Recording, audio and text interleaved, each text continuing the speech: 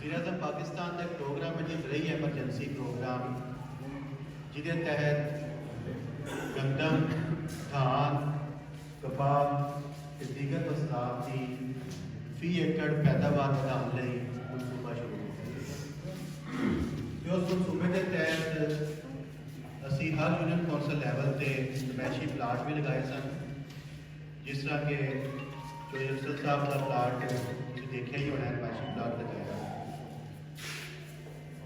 उस नमायशी प्लाट के हवाले नाल भी अज असीं इकट्ठे हुए हैं कि उहदे बारे दसीए कि उत्थे की अवामल जिहड़े ने महकमे ने कीते ने ते किन्ना उहदा पैदावार इंशाअल्लाह।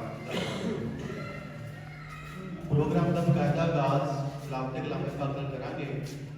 मैं परवेज साहब नाल दरखास्त करांगा कि वो स्टेज ते आन ते लापते कलामे पाक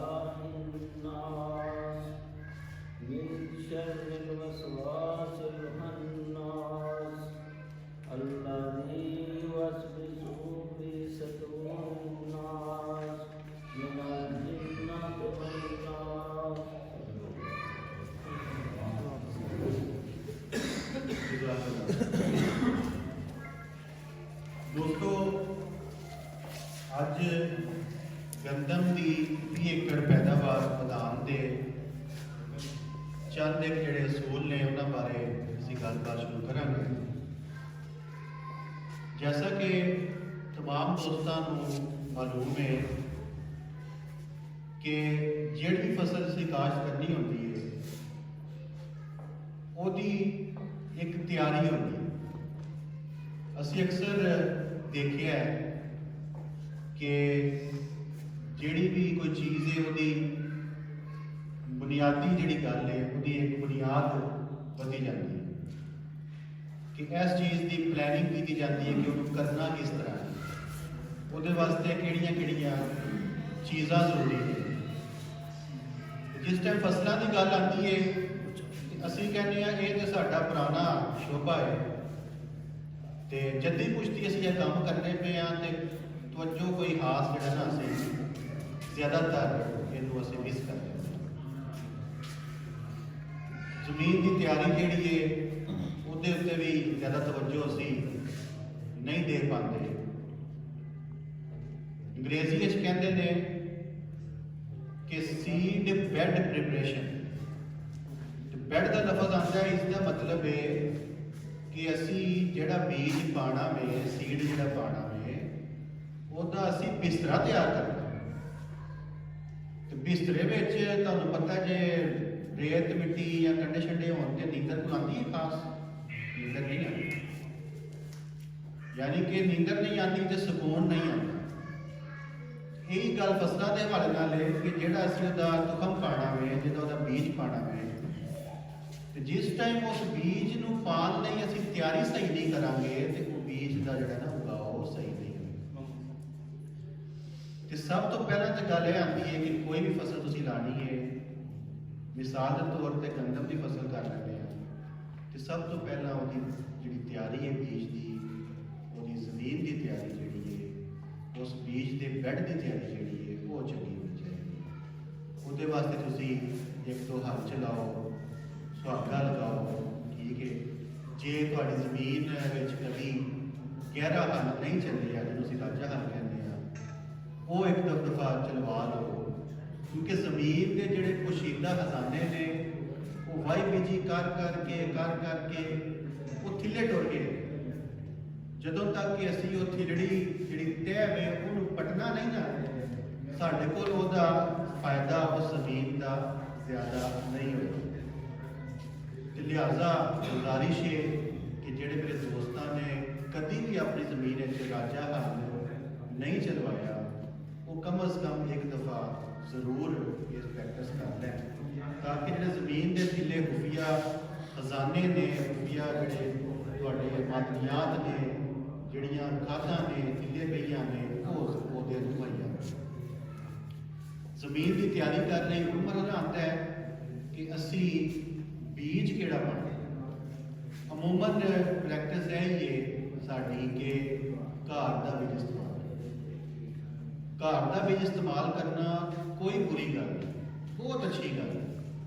ਘਰ ਦਾ ਬੀਜ ਇਸਤੇਮਾਲ ਜ਼ਰੂਰ ਕਰੋ, ਲੇਕਿਨ ਉਸ ਬੀਜ ਨੂੰ ਇੱਕ ਦਫਾ ਛਾਣ ਲਵੋ, ਸਾਫ਼ ਕਰ ਲਵੋ, ਤੱਕ ਲਵੋ ਕਿ ਵਿੱਚ ਕੋਈ ਜੜੀ ਬੂਟੀਆਂ ਦਾ ਬੀਜ ਤੇ ਨਹੀਂ ਸ਼ਾਮਲ, ਵਿੱਚ ਕੋਈ ਹੋਰ ਜਵੀ ਜੋਤਰੀ ਦਾ ਬੀਜ ਤੇ ਨਹੀਂ ਸ਼ਾਮਲ ਹੋ ਗਿਆ, ਕਿਸੇ ਦੂਸਰੀ ਫਸਲ ਦਾ ਬੀਜ ਤੇ ਨਹੀਂ ਸ਼ਾਮਲ।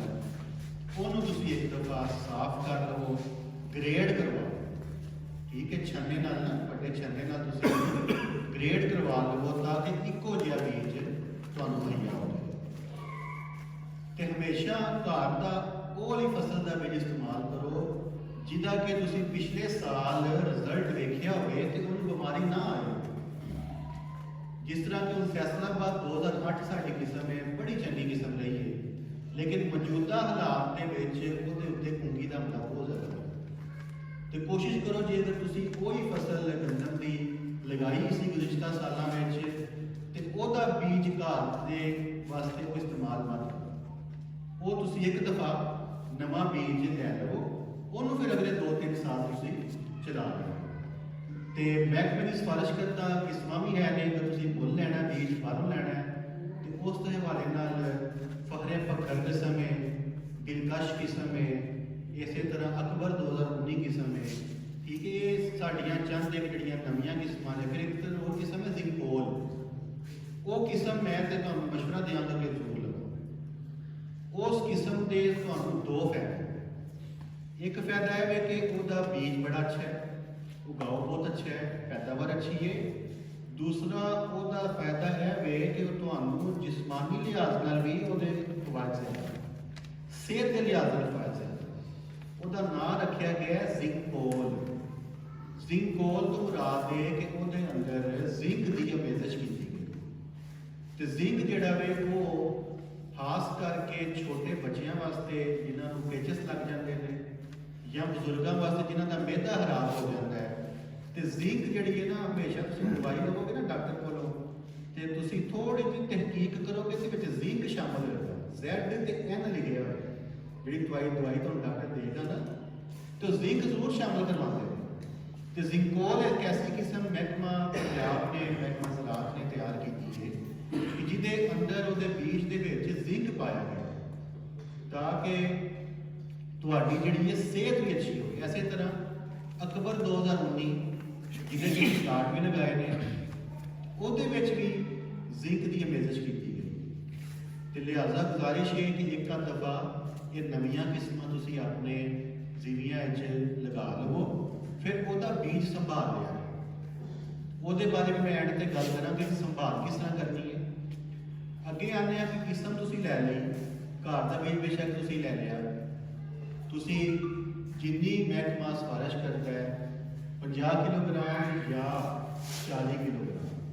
ਕੁਝ ਕਿਸਮਾਂ ਨੇ ਉਹਦਾ ਬੀਜ 40 ਕਿਲੋਗ੍ਰਾਮ ਪਾਈਦਾ, ਜਿਹੜੀਆਂ ਕਿ ਸ਼ਗੂਫੇ ਜ਼ਿਆਦਾ ਬਣਾਉਂਦੀਆਂ, ਤੇ ਕੁਝ ਦਾ ਜਿਹੜਾ ਬੀਜ ਹੈ ਉਹ ਅਸੀਂ ਤਰੋੜਾ ਯਾਨੀ ਕਿ 50 ਕਿਲੋ ਦਾ ਜਿਹੜਾ ਨਾ ਉਹ ਪਾਈਦਾ। ਅਸੀਂ ਤਰੋੜਾ ਵੀ ਲੈ ਲਿਆ, ਬੀਜ ਵੀ ਸੰਭਾਲ ਲਿਆ, ਉਹਨੂੰ ਹੁਣ ਕਾਸ਼ਤ ਕਿਸ ਤਰ੍ਹਾਂ ਕਰਨਾ ਹੈ, ਇਹ ਜਿਹੜੀ ਗੱਲ ਹੁਣ ਮੈਂ ਕਰਨ ਲੱਗਾ ਇਹ ਬੜੀ ਅਰਸੇ ਤੋਂ ਅਸੀਂ ਕਰਦੇ ਆ।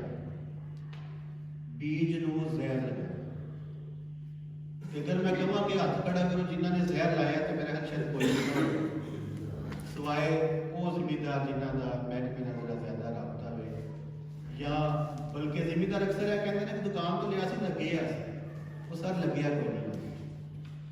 ਅਮੂਮਨ ਜਿਹੜਾ ਵੇ ਉਹ ਅਗਰ ਤੁਸੀਂ ਸਰਟੀਫਾਈਡ ਬੀਜ ਦੁਕਾਨ ਤੋਂ ਵੀ ਲੈ ਲਿਆ ਨਾ ਤੇ ਉਹਨੂੰ ਜ਼ਹਿਰ ਉਹ ਨਹੀਂ ਲੱਗਿਆ। ਜ਼ਹਿਰ ਲਗਾਉਣ ਦਾ ਜਿਹੜਾ ਤਰੀਕਾਕਾਰ ਹੈ ਬਹੁਤ ਹੀ ਆਸਾਨ ਹੈ। ਤੁਸੀਂ ਜਿਹੜੀ ਪੂੜੀ ਹੈ ਜ਼ਹਿਰ ਵਾਲੀ ਉਹ ਆਮ ਦੁਕਾਨ ਤੇ ਮਿਲ ਜਾਂਦੀ ਹੈ, ਠੀਕ ਹੈ ਜੀ, ਉਹ ਤੁਸੀਂ ਲਵੋ, ਗੁਲਾਬੀ ਰੰਗ ਦੀ ਹੋਏ, ਠੀਕ ਹੈ ਜੀ, ਗੁਲਾਬੀ ਰੰਗ ਦੀ ਉਹ ਦਵਾਈ ਹੈ, ਠੀਕ ਹੈ। ਉਹ 1 ਗ੍ਰਾਮ 1 ਕਿਲੋਗ੍ਰਾਮ ਬੀਜ ਹੁੰਦਾ।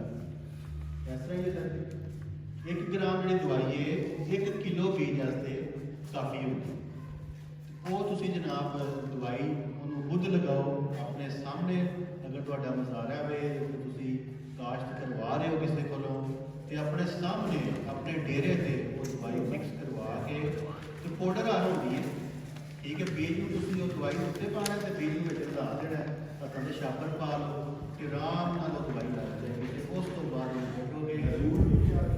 ਨਹੀਂ, ਬਹਿਲੂਲ ਤਿਆਰ ਜਿਹੜਾ ਕਿ ਪੂੰਜੀ ਵਾਸਤੇ ਕਰੀ ਹੈ, ਇਹਦਾ ਜਿਹੜਾ ਨਾ ਜਿਸ ਤਰ੍ਹਾਂ ਪਾਊਡਰ ਲਾਈਦਾ ਨਾ ਆਪਣੇ ਜਿਸਮ ਨੂੰ ਤੇ ਜਿਸਮ ਨੂੰ ਪਾਊਡਰ ਚਮਟ ਜਾਂਦਾ ਹੈ, ਉਸੇ ਤਰ੍ਹਾਂ ਇਹ ਪਾਊਡਰ ਗੁਲਾਬੀ ਰੰਗ ਦਾ ਪਾਊਡਰ ਹੈ ਤੇ ਤੁਸੀਂ ਉਹਨੂੰ ਜਨਾਬ ਬੀਜ ਦੇ ਉੱਤੇ 100 ਗ੍ਰਾਮ ਦੀ ਪੂੜੀ ਹੈ, ਠੀਕ ਹੈ ਜੀ, ਉਹ 2 ਗ੍ਰਾਮ ਜਿਹੜੀ ਉਹ ਲੱਗ ਜਾਏਗੀ। ਕਿਲੋ ਬੀਜ ਨੂੰ ਉਹਨੂੰ ਲੱਗ ਜਾਏਗੀ। ਉਹਨੂੰ ਤੁਸੀਂ ਤਰੀਕਾ ਕਰ ਇਸ ਤਰ੍ਹਾਂ ਵੀ ਕਰ ਸਕਦੇ ਹੋ ਕਿ ਇੱਕ ਤਰੋੜਾ ਲਿਆਉਂਦੇ ਨਾ ਬੀਜ ਦਾ, ਉਹਨੂੰ ਇੱਕ ਅੱਧਾ ਤਰੋੜਾ ਜਿਹੜਾ ਬੀਜ ਦਾ ਉਹਨੂੰ ਹਾਲੇ ਤਰੋੜੇ 'ਚ ਪਾ ਕੇ, ਯਾਨੀ ਕਿ 5 ਕਿਲੋ ਹੋ ਗਿਆ, ਅੱਧਾ ਪੈਕੇਟ ਇੱਕ ਤਰੋੜੇ 'ਚ ਪਾ ਲਿਆ, ਅੱਧਾ ਪੈਕੇਟ ਇੱਕ ਤਰੋੜੇ 'ਚ ਪਾ ਲਿਆ, ਤੇ ਉਹਨੂੰ ਮਿਕਸ ਕਰ ਲਿਆ ਤੇ ਤੁਹਾਡੀ ਦਵਾਈ ਲੱਗ ਗਈ। ਉਹ ਦਵਾਈ ਦਾ ਫਾਇਦਾ ਕੀ ਆਪਣੇ ਦੀ ਲਾਣੀ ਹੈ। ਉਹ ਦਵਾਈ ਦਾ ਫਾਇਦਾ ਇੱਕ ਤੇ ਇਹ ਵੇ ਕਿ ਤੁਹਾਨੂੰ ਜਿਹੜਾ ਵੇ ਬੀਜ ਨੂੰ ਲੱਗਣ ਵਾਲੀ ਜਿਹੜੀ ਬਿਮਾਰੀਆਂ ਨੇ ਨਾ ਗੰਦਮ ਨੂੰ, ਉਹਦੇ ਨਾਲ ਬਚਤ ਹੋ ਜਾਵੇ। ਹੁਣ ਇੱਕ ਬਿਮਾਰੀ ਕਰਨਾਲ ਵੰਡ ਉਹ ਬੀਜ ਨੂੰ ਆਉਂਦੀ, ਉਹ ਬਿਮਾਰੀ ਐਸੀ ਹੈ ਕਿ ਸਿੱਟਾ ਤੁਹਾਨੂੰ ਸਾਹਮਣੇ ਨਜ਼ਰ ਆਵੇਗਾ, ਉਹਨੂੰ ਭੋਰੋਗੇ ਤੇ ਸਾਰਾ ਬੀਜ ਹੋ ਜਾਏਗਾ, ਜਾਂ ਸਿੱਟਾ ਕਾਲਾ ਸਿਆ ਹੋ ਜਾਏਗਾ, ਫਫੂੰਦੀ ਲੱਗ ਜਾਂਦੀ ਹੈ, ਬੀਜ ਨੂੰ ਲੱਗਦੀ। ਜਿਹੜੀ ਕੁੰਗੀ ਹੈ ਨਾ ਇਹ ਤੇ ਹਵਾ ਤੋਂ ਆਉਂਦੀ ਹੈ, ਜਿਹੜੀ ਕਿ ਬੀਜ ਨੂੰ ਲੱਗਣ ਵਾਲੀਆਂ ਬਿਮਾਰੀਆਂ ਨੇ ਉਹ ਜ਼ਿਆਦਾ ਖਤਰਨਾਕ ਨੇ। ਤੁਸੀਂ ਇਹ ਦੇਖੋ ਨਾ ਕਿ ਇੱਕ ਪ੍ਰਵਾਨ ਚੜਾਇਆ ਤੁਸੀਂ ਆਪਣੇ ਹੱਥਾਂ ਨਾਲ ਤੇ ਉਹਦਾ ਫਲ ਤੁਹਾਨੂੰ ਮਿਲਿਆ ਹੋਵੇ, ਖਾਦ ਵੀ ਤੁਸੀਂ ਪਾਈ, ਪਾਣੀ ਵੀ ਲਾਇਆ ਤੇ ਜਿਹੜੀ ਤੁਸੀਂ ਸਪਰੇਅ ਵੀ ਕਰ ਲਿਆ, ਸਿੱਟਾ ਤੁਸੀਂ ਕਹਿੰਦੇ ਬਣਿਆ ਪਰ ਹੱਥ ਲਾਇਆ ਤੇ ਸਿੱਟਾ ਸਾਰਾ ਭੁਰ ਗਿਆ। ਸਰ ਇਹ ਦੋ ਮਸਾਇਲ ਜਿਹੜੇ ਨੇ ਜ਼ਿੰਮੇਦਾਰਾਂ ਨੂੰ ਜੀ ਸਾਹਮਣੇ ਰੱਖੋ ਸਰ ਜੀ। ਅੱਜ ਜੀ ਚਲੋ ਇਨਫੋਰਮੇਸ਼ਨ ਵਾਸਤੇ ਸਭ ਤੋਂ ਜੀ ਨੰਬਰ 1 ਤੇ ਕੁੰਗੀ ਦਾ ਕੋਈ ਪ੍ਰੋਪਰ ਇਲਾਜ ਪ੍ਰੋਪਰ ਦਵਾਈ ਜੀ ਇੱਕ ਦੂਸਰੇ ਨੰਬਰ ਤੇ ਸਾਡੇ ਇਲਾਕੇ ਦੇ ਵਿੱਚ ਇੱਕ ਭਾਖੜਾ ਆ ਗਿਆ ਹੈ ਮੋਟੀ ਵੱਡਿਆ ਜੀ ਠੀਕ ਹੈ। ਉਹਦੇ ਤੇ ਕੋਈ ਵੀ ਜ਼ਹਿਰ ਸਪਰੇਅ ਜਿਹੜਾ ਮੇਰਾ ਹਾਲੇ ਸਾਰੇ ਪਾਸੇ ਕੋਈ ਅਸਰ ਨਹੀਂ ਕਰਦਾ ਉਹਦਾ ਜੀ ਉਹਦਾ ਵੀ ਇਨਸ਼ਾਅੱਲਾ ਅੱਜ ਨਾ ਸਾਰਾ ਕਰਕੇ ਜਾਊਂਗੇ। ਬੜੀ ਸੋਹਣੀ ਗੱਲ ਕੀਤੀ ਹੈ ਜੋ ਸਾਹਿਬ ਨੇ ਕਿ ਇੱਕ ਤੇ ਉਹਨਾਂ ਨੇ ਦੱਸਿਆ ਕਿ ਜਿਸ ਤਰ੍ਹਾਂ ਮੈਂ ਜ਼ਿਕਰ ਕਰ ਰਿਹਾ ਸੀ ਬਿਮਾਰੀਆਂ ਦਾ ਤੇ ਕੁੰਗੀ ਦਾ ਉਹਨਾਂ ਨੇ ਕਿਹਾ ਜੀ, ਦੂਸਰਾ ਉਹਨਾਂ ਨੇ ਕਿਹਾ ਜੜੀ ਬੂਟੀਆਂ ਦਾ। ਇਹਨਾਂ ਦੋਵਾਂ ਦੇ ਬਾਰੇ 'ਚ ਮੈਂ ਅੱਗੇ ਚੱਲ ਕੇ ਜ਼ਰੂਰ ਗੱਲ ਕਰਾਂਗਾ ਕਿ ਅਸੀਂ ਆਪਣੇ ਜਨਾਬ ਬੀਜ ਨੂੰ ਦਵਾਈ ਲਾਉਂਦੇ ਤੇ ਜਿਹੜੀ ਕੁੰਗੀ ਨੂੰ ਤੇ ਅਸੀਂ ਬਾਅਦ ਵਿੱਚ ਕੰਟਰੋਲ ਕਰਾਂਗੇ, ਜਿਹੜੀਆਂ ਦੂਸਰੀਆਂ ਬਿਮਾਰੀਆਂ ਨੇ ਨਾ ਉਹ ਐਸੀ ਕੰਟਰੋਲ ਹੋ ਜਾਂਦੀ ਜਿਸ ਤਰ੍ਹਾਂ ਦਵਾਈ ਲਾਉਂਦੇ। ਫਿਰ ਤੁਸੀਂ ਉਹਨੂੰ ਕੱਢਣ ਤੋਂ ਬਾਅਦ ਉਹਦਾ ਧਿਆਨ ਤੱਪਾ ਰੱਖੋ। ਅਕਸਰ ਜਿਹੜੇ ਸਾਡੇ ਪੁਰਾਣੇ ਬਜ਼ੁਰਗ ਨੇ ਉਹ ਤੇ ਕਹਿੰਦੇ ਨੇ ਕਿ ਜ਼ੀਵੀ ਵਿੱਚ ਅਗਰ ਸਿਰਫ ਤੋਰੀ ਲਗੀਏ ਨਾ ਉਹਦੇ ਨਾਲ ਵੀ ਪੈਦਾਵਾਰ ਜਿਹੜੀ ਵੱਧ ਜਾਂਦੀ। ਹਾਂ ਬਿਲਕੁਲ ਕੋਈ ਨਵੀਂ ਗੱਲ ਬਿਹਤਰੀਨ ਸਾਹਿਬਾਂ ਦੱਸੀ ਹੈ ਕਿ ਪਿਛਲੇ ਸਾਲ ਜਿਹੜੀ ਫਸਲ ਵਿੱਚ ਤੁਹਾਡੇ ਕੁੰਗੀ ਆਈ ਸੀ ਉਹਦਾ ਬੀਜ ਤੁਸੀਂ ਇਸਤੇਮਾਲ ਨਹੀਂ ਕਰੋ, ਜਾਂ ਇਸ ਸਾਲ ਖੁਦਾ ਨਾ ਹਾਸਤਾ ਕੋਸ਼ਿਸ਼ ਤੇ ਲਾਜ਼ਮੀ ਕਰਾਂਗੇ ਕਿ ਕੁੰਗੀ ਦਾ ਹਮਲਾ ਨਾ ਹੋਵੇ, ਲੇਕਿਨ ਇਸ ਟਾਈਮ ਮੌਸਮ ਬੜਾ ਬਣ ਰਿਹਾ ਕੁੰਗੀ ਵਾਲਾ, ਠੀਕ ਹੈ। ਇਸ ਟਾਈਮ ਬਾਰਿਸ਼ਾਂ ਹੁੰਦੀਆਂ ਨੇ ਤੇ ਧੁੱਪ ਨਿਕਲਦੀ ਹੈ ਤੇ ਫਿਰ ਦੁਬਾਰਾ ਥੋੜੀ ਜਿਹੀ ਠੰਡਕ ਹੁੰਦੀ ਹੈ ਤੇ ਬੜਾ ਉਹ ਮੁਨਾਫਕ ਜਿਹੜਾ ਨਾ ਉਹ ਵਾਫਤ ਆ ਜਾਂਦਾ ਹੈ ਬਿਮਾਰੀ ਵਾਸਤੇ ਮੌਸਮ। ਤੇ ਕੋਸ਼ਿਸ਼ ਕਰੋ ਕਿ ਅਗਰ ਇਸ ਸਾਲ ਖੁਦਾ ਨਾ ਹਾਸਤਾ ਕਿਸੇ ਭਰਾ ਦੀ ਫਸਲ ਵਿੱਚ ਕੁੰਗੀ ਆਉਂਦੀ ਹੈ ਉਹਦਾ ਬੀਜ ਤੁਸੀਂ ਆਪਣੀ ਅਗਲੀ ਫਸਲ ਵਾਸਤੇ ਲਗਾਓ। ਇੱਕ ਤੇ ਹੈ ਜਿਹੜੇ ਇਤਿਹਾਸ ਰੱਖਦੇ ਨੇ, ਕੋਸ਼ਿਸ਼ ਕਰੋ ਕਿ ਨਵਾਂ ਬੀਜ ਲਿਆਓ। ਉਸ ਤੋਂ ਬਾਅਦ ਬਾਰਿਸ਼ਾਂ ਮਾਸ਼ਾਅੱਲਾ ਹੋ ਜਾਂਦੀਆਂ ਸਾਥ ਤੇ ਕੁਝ ਜਗ੍ਹਾ ਜਿਹੜੇ ਨੀਵੀਆਂ ਸੁਣਨ ਵਾਸਤੇ ਤੇ ਬਾਰਿਸ਼ ਕੁਝ ਜ਼ਿਆਦਾ ਹੋ ਪਰ ਜਿਹੜੇ ਆ ਜਿਹੜੀਆਂ ਬਾਰਿਸ਼ ਨੂੰ ਮੰਗਦੀਆਂ ਨੇ, ਪਾਣੀ ਨੂੰ ਚਾਹੁੰਦੀਆਂ ਨੇ, ਉਹਨਾਂ ਵਾਸਤੇ ਬਾਰਿਸ਼ ਵਾਫਰ ਮਿਕਦਾਰ ਵਿੱਚ ਹੋਵੇ। ਬਾਰਿਸ਼ ਤੋਂ ਬਾਅਦ ਜਿਹੜਾ ਮਾਮਲਾ ਆਉਂਦਾ ਸਾਡੇ ਕੋਲ ਉਹ ਆਉਂਦਾ ਵੇ ਕਿ ਬੱਦਲ ਜਿਸ ਟਾਈਮ ਆਉਂਦਾ ਤੇ ਜੜੀ ਬੂਟੀਆਂ ਖਲੋ ਪੈਂਦੀਆਂ। ਇੱਕ ਤੇ ਮੈਂ ਜਿਹੜੀ ਪਹਿਲਾਂ ਗੱਲ ਕੀਤੀ ਸੀ ਨਾ ਕਿ ਜੀ ਬੀਜ ਨੂੰ ਸਾਫ਼ ਕਰ ਲਓ, ਅਕਸਰ ਜ਼ਮੀਨਦਾਰ ਸਾਫ਼ ਨਹੀਂ ਕਰਦੇ ਤੇ ਜੜੀ ਬੂਟੀਆਂ ਉਸ ਬੀਜ ਨਾਲ ਵੀ ਸ਼ਾਮਲ ਹੋ ਜਾਂਦੀਆਂ। ਜਿਸ ਟਾਈਮ ਜੜੀ ਬੂਟੀ ਪਹਿਲਾਂ ਹੋ ਪਵੇ ਤੇ ਕਣਕ ਹੋਵੇ ਨੀਵੀਂ ਤੇ ਫਿਰ ਜਨਾਬ ਨੂੰ ਕੰਟਰੋਲ ਕਰਨਾ ਬੜਾ ਔਖਾ ਹੋ ਜਾਂਦਾ। ਤੇ ਜੇ ਕਣਕ ਥੋੜੀ ਵੱਧ ਜਾਵੇ ਤੇ ਜੜੀ ਬੂਟੀ ਵੱਧ ਚੁੱਕੇ ਤੇ ਫਿਰ ਉਹਨੂੰ ਸਪਰੇਅ ਨਾਲ, ਗੋਡੀ ਕਰਨ ਨਾਲ, ਹਲ ਚਲਾਉਣ ਨਾਲ ਅਸੀਂ ਉਹਨੂੰ ਕੰਟਰੋਲ ਕਰ ਲੈਂਦੇ। ਮੌਜੂਦਾ ਤਰੀਕਾਕਾਰ ਜਿਹੜਾ ਵੇ ਉਹ ਅਸੀਂ ਜ਼ਿਆਦਾਤਰ ਕੀਮਿਆਈ ਤਰੀਕੇ ਨਾਲ ਹੀ ਕਰਦੇ ਹਾਂ ਤੇ ਅਕਸਰ ਜ਼ਿਮੀਂਦਾਰ ਭਾਈ ਮੇਰੇ ਕੋਲ ਵੀ ਆਉਂਦੇ ਨੇ, ਸਾਡੇ ਸਟਾਫ ਕੋਲ ਵੀ ਆਉਂਦੇ ਨੇ, ਦਫ਼ਤਰ ਵੀ ਸਾਡੇ ਤਸ਼ਰੀਫ ਲਿਆਉਂਦੇ ਨੇ ਤੇ ਉਹ ਸ਼ਿਕਾਇਤ ਕਰਦੇ ਨੇ ਕਿ ਸਰ ਜੀ ਸਪਰੇਅ ਕੀਤਾ ਸੀ, ਅਸਰ ਕੋਈ ਨਹੀਂ ਹੋਇਆ। ਕੀ ਕਹਿੰਦੇ ਨੇ? ਸਪਰੇਅ ਕੀਤਾ ਸੀ, ਅਸਰ ਕੋਈ ਨਹੀਂ ਹੋਇਆ। ਤੁਹਾਡੇ ਵਿੱਚੋਂ ਮੈਂ ਅਕਸਰ ਸ਼ਿਕਾਇਤ ਕਰਨ ਦੇ ਕਿ ਜੀ ਉਹ ਫਲਾਣੇ ਦੁਕਾਨਦਾਰ ਕੋਲ ਦਵਾਈ ਲਿਆਂਦੀ ਸੀ, ਉਹਨੇ ਦਵਾਈ ਦਿੱਤੀ ਹੈ ਜਾਲੀ। ਚਲੋ ਮੰਨ ਲੈਂਦੇ ਹਾਂ 50% ਹੋ ਸਕਦਾ ਉਹ ਵੀ ਗੱਲ ਕਿ ਦਵਾਈ ਜਾਲੀ ਦਿੱਤੀ ਸੀ, ਅਸਰ ਕੋਈ ਨਹੀਂ ਹੋਇਆ। ਤੇ ਉਹ ਸਰ ਅਸਰ ਤਾਂ ਨਹੀਂ ਹੁੰਦਾ ਕਿ ਅਸੀਂ ਸਪਰੇਅ ਆਪਣੀ ਮੌਜੂਦਗੀ 'ਚ ਨਹੀਂ ਕਰਾਂਗੇ। ਇਹ ਬੜੀ ਸਾਡੀ ਕਹਿ ਲਓ ਕਿ ਬਦਕਿਸਮਤੀ ਹੈ ਕਿ ਜ਼ਮੀਨ ਵੀ ਸਾਡੀ, ਫਸਲ ਵੀ ਸਾਡੀ, ਜਨਾਬ ਪੈਸਾ ਵੀ ਸਾਡਾ, ਤੇ ਜਿਸ ਟਾਈਮ ਸਪਰੇਅ ਦੀ ਵਾਰੀ ਆਉਂਦੀ ਹੈ ਉਹ ਯਾਰ ਮੁੰਡਿਆ ਮੇਰੀ ਫਸਲ ਹੈ ਸਪਰੇਅ ਕਰ। ਉਹ ਕੀ ਕਰਦਾ ਹੈ? ਇੱਕ ਤੇ ਉਹ ਟੈਂਕੀ ਨੂੰ ਉਹਨੇ ਸਾਫ਼ ਨਹੀਂ ਕੀਤਾ, ਸਪਰੇਅ ਜਿਹੜਾ ਵੇ ਉਹ ਮੈਨ ਜਿਹੜਾ ਵੇ ਉਹਨੇ ਤੁਹਾਨੂੰ ਕਹਿਣਾ ਜੀ 400 ਰੁਪਏ ਕਿੱਲਾ ਮੈਂ ਲਵਾਂਗਾ ਜਾਂ 500 ਜਿੰਨਾ ਵੀ ਰੇਟ ਚੱਲ ਰਿਹਾ ਨਹੀਂ ਚੱਲ ਰਿਹਾ, ਤੇ ਜਨਾਬ ਬੇਹਤਰੀਨ ਸਪਰੇਅ ਕਰ ਰਿਹਾ। ਉਹ ਕਰਦਾ ਕੀ ਹੈ? ਕਿੱਲੇ ਦੀ ਦਵਾਈ ਲੈਂਦਾ, ਅੱਧੀ ਦਵਾਈ ਆਪਣੀ ਜੇਬ ਵਿੱਚ, ਅੱਧੀ ਦਵਾਈ ਤੁਹਾਡੀ ਫਸਲ ਵਾਸਤੇ, ਤੇ ਟੈਂਕੀਆਂ ਕਰਨੀਆਂ ਨੇ 6 ਤੇ ਉਹ ਕਰਦਾ ਜੇ 2। ਤੇ 6 ਦੀ ਰਿਕੁਆਇਰਮੈਂਟ ਹੋਵੇ, ਠੀਕ ਹੈ, ਤੇ ਕਰੇ ਉਹ ਟੈਂਕੀਆਂ 2 ਤੇ ਫਿਰ ਅਸਰ ਤੁਹਾਨੂੰ ਨਹੀਂ ਪਤਾ ਕਿਸ ਤਰ੍ਹਾਂ ਹੋਏਗਾ। ਤੇ ਲਿਹਾਜ਼ਾ ਇਸ ਚੀਜ਼ ਨੂੰ ਤੁਸੀਂ ਜਿਹੜਾ ਨਾ ਸਾਰੇ ਕੰਮ ਛੱਡ ਦਿਓ। ਮੈਂ ਕਹਿੰਦਾ ਫਸਲ ਤੁਹਾਡੀ ਹੈ, ਜ਼ਮੀਨ ਤੁਹਾਡੀ ਹੈ, ਬੀਜ ਤੁਸੀਂ ਲਾਇਆ ਹੈ, ਪੈਸੇ ਤੁਸੀਂ ਖਰਚ ਕੀਤੇ ਨੇ, ਤੇ ਜਾਂ ਇੱਕ ਦਿਹਾੜੀ ਤੁਸੀਂ ਸਾਰੇ ਕੰਮ ਬੜੇ ਆਪਣੇ ਡੇਰੇ ਤੇ ਆਪਣੇ ਸਾਹਮਣੇ ਬਸ ਖਲੋ ਜਾਓ। ਉਹ ਸਰ ਤੁਹਾਡਾ ਖਲੋਣਾ ਹੀ ਉਹਦੇ ਵਾਸਤੇ ਕਾਫੀ ਹੈ ਕਿ ਜਨਾਬ ਬੰਦਾ ਜਿਹੜਾ ਹੈ ਮੇਰੇ ਸਿਰ ਤੇ ਖਲੋਤੇ ਹੈ, ਹੁਣ ਮੈਂ ਹੈਂਕੀ ਪੈਂਕੀ ਨਹੀਂ ਕਰਦਾ। ਦੂਸਰਾ ਨੂੰ ਦੱਸੋ ਕਿ ਸਪਰੇਅ ਮੇਰਾ ਵੀਰ ਤੂੰ ਕਿਸ ਤਰ੍ਹਾਂ ਕਰਦਾ। 6 ਟੈਂਕੀਆਂ ਕਮ ਅਜ਼ ਕਮ ਕਿੱਲੇ ਵਾਸਤੇ ਮਹਿਕਮਾ ਸੋਚ ਕੇ, ਜਿਸ ਟਾਈਮ ਅਸੀਂ ਪਾਣੀ ਪੂਰਾ ਨਹੀਂ ਪਾਉਂਦੇ ਨਾ ਤੇ ਉਹ ਦਵਾਈ ਅਸਰ ਨਹੀਂ ਕਰਦੀ। ਇੱਕ ਗਲਾਸ ਹੈ, ਉਹਦੇ ਵਿੱਚ ਫਿਰ ਅੱਧਾ ਗਲਾਸ ਚੀਨੀ ਨਾਲ ਭਰਦੇ ਆ ਤੇ ਉਹਨੂੰ ਘੋਲ ਜਾਏਗੀ, ਕਦੀ ਵੀ ਨਹੀਂ ਘੁਲਦੀ। ਤੇ ਉਹ ਹੀ ਅਗਰ ਗਲਾਸ ਮੈਂ ਪਾਣੀ ਦਾ ਲਵਾਂ ਉਹਦੇ 2 ਚਮਚ ਚੀਨੀ ਪਾ ਉਹਨੂੰ ਘੋਲਾਂ ਬੇਹਤਰੀਨ ਘੁਲ ਜਾਏ। ਇਹ ਹੀ ਗੱਲ ਦਵਾਈ ਦੀ। ਅਗਰ ਤੁਸੀਂ ਉਹਨੂੰ ਦਵਾਈ ਨੂੰ ਘੱਟ ਪਾਣੀ ਵਿੱਚ ਘੋਲੋਗੇ ਤੇ ਕਦੀ ਵੀ ਨਹੀਂ ਘੁਲਣ ਲੱਗੀ।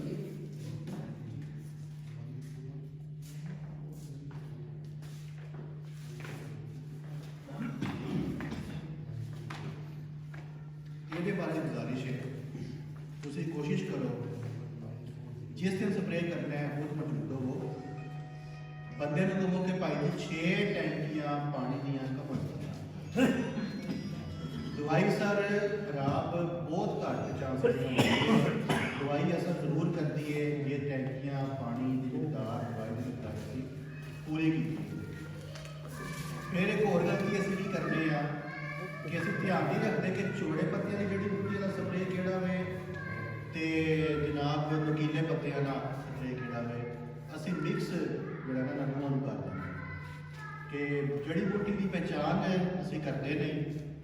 ਮਿਸਾਲ ਉਹਦੀ ਬਾਤੂ ਹੈ ਜਾਂ ਟਡਿਆਰੀ ਹੈ ਜਾਂ ਲੇਵ ਹੈ, ਇਹ ਤੇ ਆਉਂਦੀਆਂ ਨੇ ਚੌੜੇ ਪੱਤਿਆਂ ਤੇ ਦੂਸਰੀਆਂ ਜਿਹੜੀਆਂ ਨੇ ਦੁੰਬੀ ਸਿੱਟੀ ਹੋ ਗਈ, ਜੰਗਲੀ ਛਈ ਹੋ ਗਈ, ਇਹ ਆਉਂਦੀ ਨਕੀਲੇ ਪੱਤਿਆਂ ਵਿੱਚ। ਤੇ ਹੋਵੇ ਜਨਾਬ ਸਿੱਟੀ ਜਾਂ ਜੰਗਲੀ ਛਈ ਹੋਵੇ ਤੇ ਸਪਰੇਅ ਤੁਸੀਂ ਮੈਨਾਂ ਦਾ ਕਰੀ ਜਾਓ ਤੇ ਉਹਦੇ ਤੇ ਕੰਟਰੋਲ ਨਹੀਂ ਹੋਣਾ।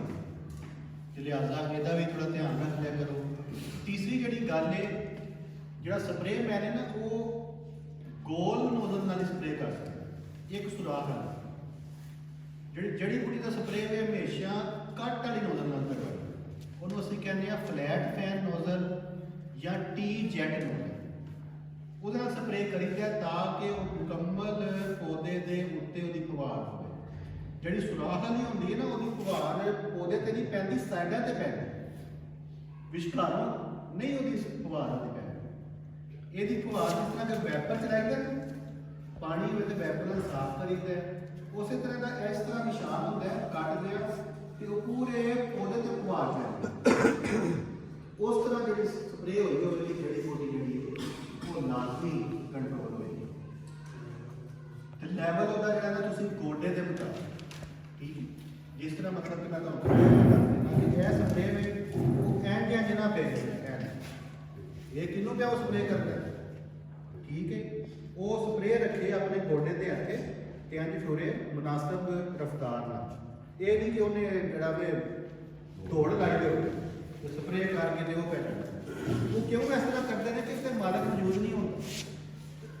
ਮਾਲਕ ਸਾਡੇ ਉੱਤੇ ਮੌਜੂਦ ਹੋਵੇ ਤਾਂ ਕਿਹਦੀ ਮਜਾਲ ਲੈ ਕੇ ਉਹ ਹੈਂਡੀ ਪੈਂਡੀ ਕਰੇ। ਉਹਨੂੰ ਕਹੋ ਤੂੰ 400 ਨਹੀਂ ਤੂੰ 500 ਲੈ ਸਪਰੇਅ ਸਹੀ ਕਰ, ਠੀਕ ਹੋ ਗਿਆ। ਹੁਣ ਆਨੇ ਆ ਜੀ ਫੁੰਗੀ ਦੇ ਉੱਤੇ। ਅੱਜ ਕੱਲ੍ਹ ਦਾ ਮੌਸਮ ਹੈ, ਬੜੀ ਇhtiyat ਕਰਨੀ ਹੈ। ਫੁੰਗੀ ਦਾ ਹਮਲਾ ਹਮੇਸ਼ਾ ਉਸ ਫਸਲ ਤੇ ਹੋਏਗਾ ਜਿਹਦੇ ਉੱਤੇ ਪਿਛਲੇ ਸਾਲ ਵਿੱਚ ਬਿਮਾਰੀਆਂ ਦਾ ਹਮਲਾ ਹੋਇਆ। ਉਹਦੇ ਵਿੱਚ ਫੈਸਲਾਬਾਦ 2008 ਸਹਿਰ 2006 ਦੇ ਕਈਆਂ ਨੇ ਪੁਰਾਣਾ ਬੀਜ ਇਨਕਲਾਬ 91 ਦਾ ਵੀ ਰੱਖਿਆ ਹੁੰਦਾ ਹੈ, ਉਹਦੇ ਤੇ ਫੁੰਗੀ ਦਾ ਬਹੁਤ ਹਮਲਾ ਹੁੰਦਾ ਹੈ, ਠੀਕ ਹੈ ਜੀ। ਪੱਕਰ 2002 ਵੇ, ਇਸੇ ਤਰ੍ਹਾਂ ਉਜਾਲਾ 2016 ਵਿੱਚ ਉਹਦੇ ਉੱਤੇ ਵੀ ਫੁੰਗੀ ਦਾ ਹਮਲਾ ਦੇਖਿਆ ਹੈ, ਹਾਲਾਂਕਿ ਨਵੀਂ ਕਿਸਮ। ਹਾਂ, ਉਹਦਾ ਜਿਹੜਾ ਨਾ ਤੁਸੀਂ ਕੋਸ਼ਿਸ਼ ਕਰੋ ਕਿ ਇਸ ਸਮਾਨ ਤੁਸੀਂ ਮਤ ਕੱਢੋ। ਅਗਰ ਕੱਢੀਆਂ ਨੇ ਉਹਨਾਂ ਦੇ ਉੱਤੇ ਇੱਕ ਦਵਾਈ ਹੈ ਬਾਇਰ ਕੰਪਨੀ ਦੀ ਨਟੀਵੋ। ਨਟੀਵੋ ਇੱਕ ਦਵਾਈ ਹੈ, ਉਹਦੇ ਅਸਰਾਤ ਫੁੰਗੀ ਨੂੰ ਰੋਕਣ ਵਾਸਤੇ ਅੱਛੇ ਨੇ। ਦੇਖੋ ਫੁੰਗੀ ਜਾਂਦੀ ਹਵਾ ਦੇ ਜ਼ਰੀਏ, ਇੱਕ ਦਫਾ ਆ ਜਾਏ ਤੇ ਉਹਨੂੰ ਡਕਣਾ ਜਿਹੜਾ ਨਾ ਬੜਾ ਮੁਸ਼ਕਲ ਹੈ, ਲੇਕਿਨ ਦਵਾਈ ਦਾ ਇਹ ਫਾਇਦਾ ਹੋ ਜਾਂਦਾ ਹੈ ਕਿ ਉਹ ਫੈਲਦੀ ਨਹੀਂ ਫਿਰ। ਇੱਕ ਖੱਤੇ ਵਿੱਚ ਅਗਰ ਆ ਗਈ ਹੈ ਤੇ ਅਗਲੇ ਖੱਤੇ ਵਿੱਚ ਨਾ ਉਹ ਜਾਂਦੀ ਨਹੀਂ, ਰੁਕ ਜਾਂਦੀ। ਤੇ ਉਹਦੇ ਵਾਸਤੇ ਨਟੀਵੋ ਇੱਕ ਦਵਾਈ ਹੈ, ਉਹਦਾ ਸਪਰੇਅ ਤੁਸੀਂ ਕਰੋ। ਅਮੂਮਨ ਤੁਸੀਂ ਸਪਰੇਅ ਅੱਜ ਕੱਲ੍ਹ ਦਾ ਮੌਸਮ ਹੈ ਜਿਸ ਟਾਈਮ ਕਣਕਾਂ ਨਿਸਰਦੀਆਂ ਪਈਆਂ ਨੇ, ਗੱਭੇ ਚੜ ਗਈਆਂ ਨੇ, ਇੱਕ ਸਪਰੇਅ ਉਹਦਾ ਇਸ ਟਾਈਮ ਕਰ ਲਓ। ਇੱਕ ਸਪਰੇਅ ਜਿਸ ਟਾਈਮ ਤੁਸੀਂ ਬਰਦਾਸ਼ਤ ਦੇ ਕਰੀਬ ਆਣੀ ਹੈ, ਫਰਕ ਕੀਤਾ ਕਿ ਮਹੀਨਾ ਕੁ ਰਹਿ ਗਿਆ, ਉਸ ਟਾਈਮ ਇੱਕ ਸਪਰੇਅ ਕਰ ਲਵੋ ਤੇ ਇਨਸ਼ਾਅੱਲਾ ਫੁੰਗੀ ਤੋਂ ਉਹਦੀ ਤੁਹਾਡੀ ਬਚਤ ਹੋ ਜਾਏਗੀ। ਅੱਛਾ, ਇੱਕ ਹਾਂ ਬੜੀ ਇਹਨਾਂ ਨੇ ਆਪ ਗੱਲ ਕੀਤੀ ਸਾਹਿਬਾਂ ਨੇ ਕਿ ਯੂਰੀਆ ਦਾ ਇਸਤੇਮਾਲ ਜਿਹੜਾ ਨਾ ਉਹ ਘੱਟ ਤੋਂ ਘੱਟ ਰੱਖੀਏ ਤੇ ਤਾਂ ਬਿਮਾਰੀ ਵੀ ਨਹੀਂ ਆਉਂਦੀ। ਹੁਣ ਜਿਨ੍ਹਾਂ ਲੋਕਾਂ ਦੀਆਂ ਫਸਲ ਜਿਹੜੀਆਂ ਨੇ ਨਾ ਉਹ 60 ਦਿਨਾਂ ਦੀ ਹੋ ਗਈ ਹੈ ਨਾ, ਉਹਨਾਂ ਦੀ ਮਿਹਰਬਾਨੀ ਹੋ ਗਈ ਤਾਂ ਵੀ ਸਿੱਧੀ ਜਿਹੜੀ ਗੱਲ ਹੈ, ਠੀਕ ਹੈ। ਲੇਕਿਨ ਹੁਣ ਖਾਦ ਅਵੇਲੇਬਲ ਹੈ, ਐਸਾ ਕੋਈ ਮਸਲਾ ਨਹੀਂ। ਲੇਕਿਨ ਜਿਨ੍ਹਾਂ ਦੀ ਫਸਲ 60 ਦਿਨਾਂ ਦੀ ਹੋ ਗਈ ਹੈ, ਉਹ ਕਸਮ ਵਾਲੀ ਗੱਲ ਹੈ ਕਿ ਖਾਦ ਦਾ ਇਸਤੇਮਾਲ ਨਾ ਕਰੋ। ਸਰ ਤੁਸੀਂ ਅਗਰ 1700 1800 2400 2700 ਹਰਸ਼ਨੇ ਨਾ ਖਾਦ ਵਾਸਤੇ, ਤੇ ਮੇਰਾ ਮਸ਼ਵਰਾ ਹੈ ਉਹਦੀ ਬਜਾਏ ਤੁਸੀਂ 1000 ਰੁਪਏ ਦਾ ਉਹ ਕੈਟਾਲਿਸਟ ਮਿਲ ਰਹੀ ਹੈ ਦਵਾਈ, ਉਹਦਾ ਸਪਰੇਅ ਕਰ, ਉਹਦਾ ਅਸਰ ਜ਼ਿਆਦਾ ਹੋਏਗਾ। ਇਸ ਟਾਈਮ ਖਾਦ ਮਤ ਪਾਓ। ਇਸ ਟਾਈਮ ਯੂਰੀਆ ਦਾ ਇਸਤੇਮਾਲ ਤੁਹਾਡੇ ਕਹਿ ਲਓ ਕਿ ਉਲਟਾ ਨੁਕਸਾਨ, ਬਿਮਾਰੀ ਵੀ ਆਏਗੀ, ਤੇਲਾ ਵੀ ਆਏਗਾ। ਇਹਨਾਂ ਦੋਵਾਂ ਨੂੰ ਕੰਟਰੋਲ ਕਰਨਾ ਫਿਰ ਬਹੁਤ ਔਖਾ ਹੋ ਜਾਏ, ਕਿਉਂਕਿ ਗੰਦਮ ਦੀ ਫਸਲ ਹੈ, ਇਹਨੂੰ ਅਸੀਂ ਉਸ ਤਰ੍ਹਾਂ ਤੇ ਨਹੀਂ ਇਸਤੇਮਾਲ ਕਰਨਾ ਨਾ ਕਿ ਇਹਦਾ ਕੋਈ ਕੱਪੜਾ ਬਣ ਜਾਣਾ, ਇਹਨੂੰ ਅਸੀਂ ਖਾਣਾ ਹੈ। ਜਿਸ ਟਾਈਮ ਤੇਲੇ ਦੀ ਦਵਾਈ ਦਾ ਸਪਰੇਅ ਹੁੰਦਾ ਹੈ ਨਾ, ਤੇ ਉਹ ਬੀਜ ਦੇ ਅੰਦਰ ਰਚ ਬਸ ਜਾਂਦੀ ਹੈ ਦਵਾਈ, ਤੇ ਉਹ ਸਾਡੇ ਫਿਰ ਜਿਸਮਾਂ ਵਿੱਚ ਜਾਂਦੀ ਹੈ ਕਿ ਅਸੀਂ ਬਹੁਤੀ ਬਿਮਾਰੀਆਂ ਦਾ ਸ਼ਿਕਾਰ ਹੋ ਜਾਂਦੇ। ਲਿਹਾਜ਼ਾ ਅਸੀਂ ਜਿਹੜਾ ਬੰਦਾ ਤੁਹਾਨੂੰ ਕਹੇ ਨਾ ਕਿ ਤੇਲੇ ਦਾ ਸਪਰੇਅ ਕਰ ਲਓ, ਤੁਹਾਡੀ ਫਸਲ ਤੇ ਤੇਲਾ ਆਇਆ ਹੈ ਤੇ ਸਪਰੇਅ ਮਤ ਕਰੋ। ਇਹ ਗੰਦਮ ਅਸੀਂ ਖਾਣੀ, ਇਹਦਾ ਕੋਈ ਕਪਾਹ ਕੱਪੜਾ ਨਹੀਂ ਬਣਨਾ, ਜ਼ਰੂਰੀ ਨਹੀਂ ਬਣਨਾ, ਇਹ ਅਸੀਂ ਖਾਣੀ ਹੈ। ਤੇਲੇ ਦਾ ਸਪਰੇਅ ਮਤ ਕਰੋ। ਕੁੰਗੀ ਦਾ ਸਪਰੇਅ, ਕੁੰਗੀ ਦੀ ਪਹਿਚਾਣ ਪਹਿਲਾਂ ਦੇਖ ਲਓ। ਕੁੰਗੀ ਦੀਆਂ ਨਾ 3 ਕਿਸਮਾਂ ਹੁੰਦੀਆਂ। ਇੱਕ ਵੇ ਯੈਲੋ ਰਸਟ, ਠੀਕ ਹੈ ਜੀ। ਦੂਸਰੀ ਹੈ ਭੂਰੇ ਰੰਗ ਦੀ ਕੁੰਗੀ। ਤੀਸਰੀ ਇੱਕ ਆਉਂਦੀ ਹੈ, ਉਹਨੂੰ ਅਸੀਂ ਕਹਿੰਦੇ ਆ ਤਨੇ ਦੀ ਕੁੰਗੀ। ਸਾਡੇ ਮੁੰਮਨ ਜਿਹੜੀ ਹੈ ਨਾ ਉਹ ਪਹਿਲੀਆਂ 2 ਕਿਸਮਾਂ ਜ਼ਿਆਦਾ ਆਉਂਦੀਆਂ ਨੇ, ਤਨੇ ਵਾਲੀ ਜਿਹੜੀ ਹੈ ਨਾ ਉਹ ਨਹੀਂ ਆਉਂਦੀ ਸਾਡੇ ਪੂਰੇ ਪਾਕਿਸਤਾਨ ਵਿੱਚ। ਕਿਸੇ ਕਿਸੇ ਥਾਂ ਹੀ ਉਹ ਵੇਖੀ ਗਈ ਹੈ, ਲੇਕਿਨ ਜ਼ਿਆਦਾਤਰ ਜਗ੍ਹਾ ਤੇ ਉਹ ਨਹੀਂ ਆਉਂਦੀ। ਹਾਂ, ਪੱਤੇ ਜਿਹੜੇ ਨੇ ਨਾ ਅਗਰ ਤੇ ਉਹ ਜ਼ੰਗ ਰੋਗ, ਹੱਥ ਲਾਓ ਪੱਤੇ ਨੂੰ, ਤੁਹਾਡੇ ਕੱਪੜਿਆਂ ਨੂੰ ਜਾਂ ਹੱਥਾਂ ਤੇ ਉਹ ਜ਼ੰਗ ਆ ਜਾਂਦਾ, ਇਹਦਾ ਮਤਲਬ ਹੈ ਕੁੰਗੀ ਆਈ। ਅਗਰ ਕੁਝ ਪੱਤੇ ਪੀਲੇ ਨੇ ਨਾ, ਉਹ ਜਾਂ ਤੇ ਪਾਣੀ ਦੀ ਜ਼ਿਆਦਤੀ ਹੈ, ਠੀਕ ਹੈ, ਜਾਂ ਉਹਨੂੰ ਕੋਈ ਮੌਸਮੀ ਕੋਈ ਅਸਰ ਹੋਇਆ। ਕੁਝ ਅਰਸੇ ਬਾਅਦ ਉਹ ਗੰਦਮ ਜਿਹੜੀ ਹੈ ਨਾ, ਜਿਹੜੇ ਕੁਝ ਪੱਤੇ ਪੀਲੇ ਨੇ ਉਹ ਠੀਕ ਹੋ। ਦੂਸਰਾ ਜਿਹੜਾ ਮੈਂ ਦੱਸਿਆ ਨਾ ਕਿ ਉਹ ਇਜ਼ਾਬਿਆਨ ਜਾਂ ਕੈਟਾਲਿਸਟ ਦਾ ਤੁਸੀਂ ਸਪਰੇਅ ਕਰਵਾ ਲਵੋ, ਉਹ ਯੂਰੀਆ ਦੀ ਬਜਾਏ ਨਾ ਅਗਰ ਉਹਦਾ ਸਪਰੇਅ ਹੋ ਜਾਏ ਤੇ ਸਸਤਾ ਪਵੇਗਾ ਤੇ ਫਾਇਦਾ ਵੀ ਤਾਂ ਜ਼ਿਆਦਾ ਹੈ ਜੀ। ਸਾਡੇ ਨਾ ਅਮੂਮਨ ਇੱਕ ਰਵਾਇਤ ਬਣੀ ਕਿ ਜ਼ਿਮੀਂਦਾਰ ਰਵਾਇਤੀ ਖਾਤਾ GMP ਯੂਰੀਆ ਦਾ ਇਸਤੇਮਾਲ ਇਹ ਵੀ ਮਸ਼ਵਰਾ ਦੇ ਦਿਓ ਕਿ ਜ਼ਮੀਨ ਦਾ ਸਰਵੇ ਕਰਵਾਇਆ ਜਾਏ ਔਰ ਟੈਸਟ ਕਰਵਾਇਆ ਜਾਏ ਜ਼ਮੀਨ ਦੇ ਵਿੱਚ ਕਮੀ ਕਿਹੜੀ ਚੀਜ਼ ਦੀ ਬਾਹਰ ਪਾਸੇ ਕੀ ਕਮੀ ਹੈ ਫਾਸਫੋਰਸ ਦੀ ਕਮੀ ਜਾਂ ਕੁਝ ਕੀ ਚਾਹੀਦਾ ਇਹ ਉਹਦੇ ਨਾਲ ਬੜਾ ਫਰਕ ਪੈਂਦਾ ਹੈ। ਸਰ ਚੋਈ ਸਾਹਿਬ ਨੇ ਤੇ ਕਈ ਗੱਲਾਂ ਵੇਖੋ ਨਾ ਮੈਂ ਛੱਡ ਗਿਆ ਤੇ ਉਹਨਾਂ ਨੇ ਮੇਰੀ ਗੱਲ ਉਹ ਪਕੜ ਲਈ ਹੈ ਕਿ ਜ਼ਮੀਨ ਦਾ ਤਜਜ਼ੀਆ ਬਹੁਤ ਹੀ ਜ਼ਰੂਰੀ ਹੈ ਤੇ ਤੁਹਾਡੇ ਜਿੰਨੇ ਵੀ ਹੈ ਦੋਸਤ ਇੱਥੇ ਬੈਠੇ ਨੇ ਇਸ ਦੀ ਖਾਤਰੀ ਲੈ ਲਈ ਡਾਕਟਰ ਸਾਹਿਬ ਇਹਨਾਂ ਸਾਰਿਆਂ ਦੇ ਸੈਂਪਲ ਹੋਣੇ ਚਾਹੀਦੇ ਮਹਿਕਮਾ ਸਰ ਮੁਫਤ ਸੈਂਪਲ ਕਰ ਰਹੇ ਇਹਨਾਂ ਦੇ ਸਭ ਦੇ ਅਸੀਂ ਬਕਾਇਦਾ ਉਹਨਾਂ ਦੀ ਜ਼ਿੰਦਗੀ ਦਾ ਨਾਂ ਪਤਾ ਕਰਕੇ ਅਸੀਂ ਸੈਂਪਲ ਲੈ ਰਹੇ ਅੱਜ ਅਸੀਂ ਹਾਜ਼ਰੀ ਤੁਹਾਡੀ ਤਾਂ ਹੀ ਰਹੀ ਹੈ ਕਿ ਜਿੰਨੇ ਵੀ ਬੰਦੇ ਨੇ ਇਹਨਾਂ ਦਾ ਅਸੀਂ ਨਾ ਸੈਂਪਲ ਜ਼ਰੂਰ ਕਰਨਾ ਉਹਦੇ ਵਾਸਤੇ ਲਿਆਕਤ ਸਾਹਿਬ ਸਾਡੇ ਫਿਟ ਅਸਿਸਟੈਂਟ ਨੇ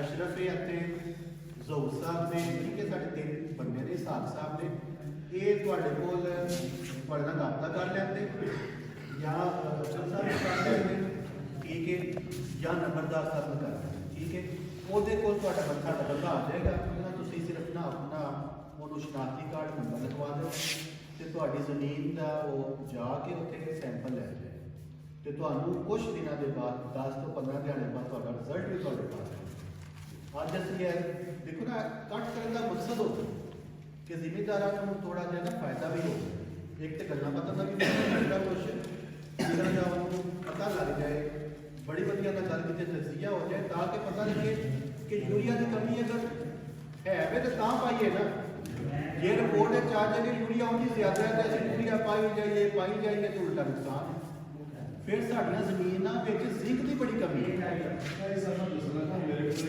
ਇੱਕ ਐਕਸਪੀਰੀਅੰਸ ਹੈ ਕਿ ਮਤਲਬ ਮੈਂ ਖਾਦ ਦੇ ਸਾਥ ਦੇ ਸੀ ਵੀ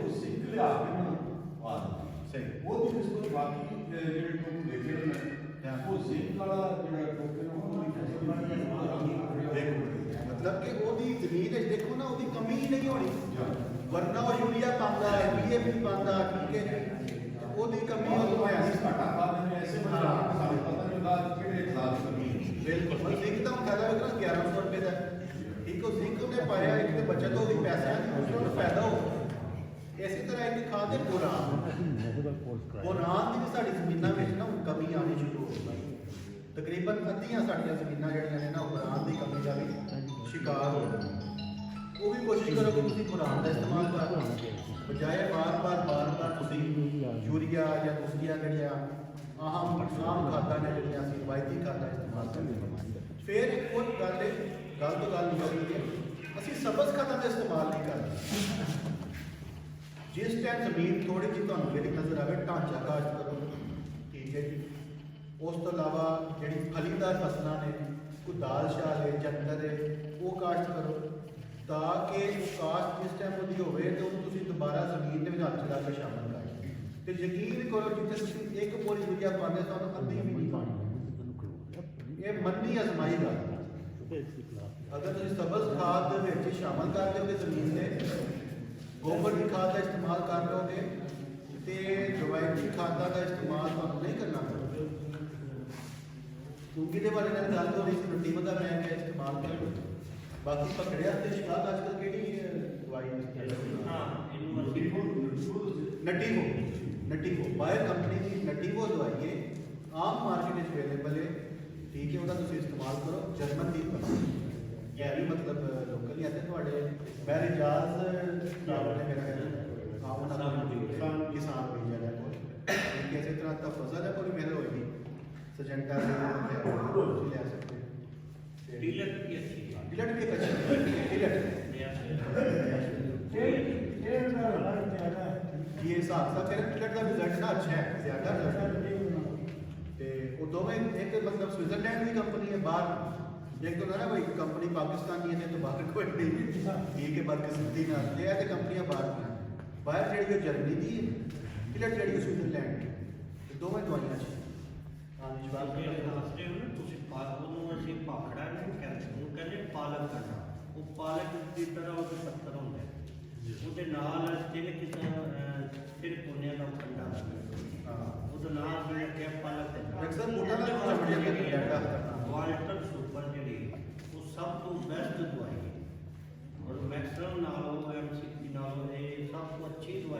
ਵਾਲਟਰ ਸੁਪਰ ਉਹ ਇਸ ਦਾ ਦੋ ਦਫਾ ਸਪਰੇ ਕਰ ਕੋਸ਼ਿਸ਼ ਕਰੋ ਕਿ ਜਿਸ ਵੇਲੇ ਇਹਦੇ 2 ਤੋਂ 3 ਪੱਤਰ ਹੋਣ ਛੋਟੀ ਸਟੇਜ ਅਸੀਂ ਅਕਸਰ ਜ਼ਿਮੀਂਦਾਰ ਉਸ ਵਕਤ ਕਰਨੇ ਆ ਲੋ ਜੀ ਇਹ ਜੋਤਰੀ ਵੀ ਨਿਕਲ ਆਵੇ ਜਿਹਦੇ ਨਾਲ ਅਸੀਂ ਇਕੱਠੇ ਹੀ ਸਪਰੇ ਕਰਦੇ ਆ ਉੱਥੋਂ ਅਸੀਂ ਜ਼ਿਮੀਂਦਾਰ ਜਿਹੜਾ ਮਾਰ ਖਾ ਜਾਣਾ ਕੋਸ਼ਿਸ਼ ਕਰੋ ਕਿ ਪਹਿਲੇ ਪਾਣੀ ਦੇ ਨਾਲ ਹੀ ਜਿੰਨੀ ਇਹ ਨਿਕਲਦੀ ਹੈ 2 ਤੋਂ 3 ਪੱਤਰ ਬਣਾਉਂਦੀ ਹੈ ਇਹਨੂੰ ਉਸੇ ਟਾਈਮ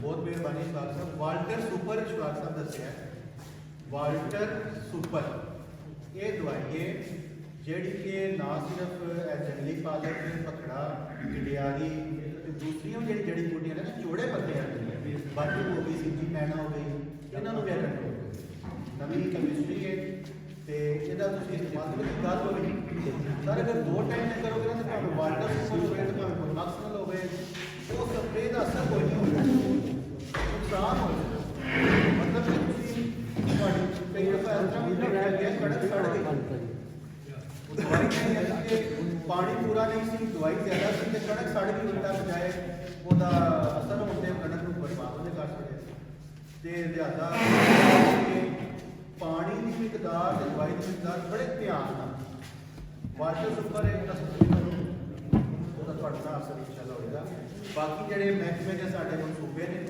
ਉਹਨਾਂ ਬਾਰੇ ਸਾਡੇ ਮਤੀਏ ਲਤੀਫ ਸਾਹਿਬ ਅਤੇ ਵੀ ਤੁਹਾਡੇ ਨਾਲ ਪੇਸ਼ ਰਹੇ ਨੇ ਤੇ ਅੱਜ ਦੁਬਾਰਾ ਤਸ਼ਰੀਫ ਮਾਸ਼ਾਅੱਲਾ ਦੇ ਆਏ ਨੇ 2 ਡਿਪਟੀ ਡਾਇਰੈਕਟਰ ਜ਼ਿਲ੍ਹੇ ਦੀ ਨੁਮਾਇੰਦਗੀ ਕਰ ਰਹੇ ਨੇ ਤੇ ਜਿੰਨੇ ਵੀ ਸਾਡੇ ਮਹਿਕਮੇ ਦੇ ਮਨਸੂਬੇ ਨੇ ਉਹਨਾਂ ਬਾਰੇ ਮੈਂ ਦਾਅਵਾ ਦੇਣਾ ਚਾਹਾਂਗਾ ਜਨਾਬ ਮੁਹੰਮਦ ਲਤੀਫ ਸਾਹਿਬ ਨੂੰ ਕਿ ਉਹ ਜ਼ਿੰਮੇਦਾਰ ਭਾਈਆਂ ਨੂੰ ਮਹਿਕਮੇ ਦੇ ਮਨਸੂਬਿਆਂ ਬਾਰੇ